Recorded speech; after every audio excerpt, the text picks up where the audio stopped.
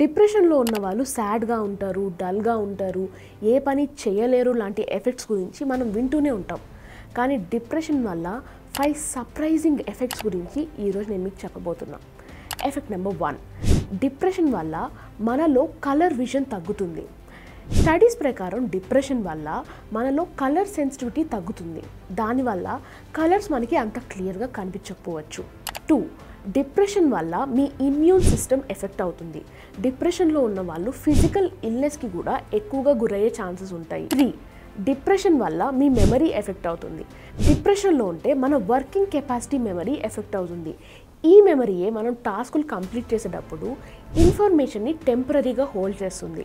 దీనివల్ల కన్ఫ్యూషన్ పెరుగుతుంది, decision making impact అవుతుంది. 4, డిప్రెషన్లో ఉన్న వాళ్ళు లేజీగా ఉంటారని మనం అనుకుంటాం, కానీ it might not be true all the times.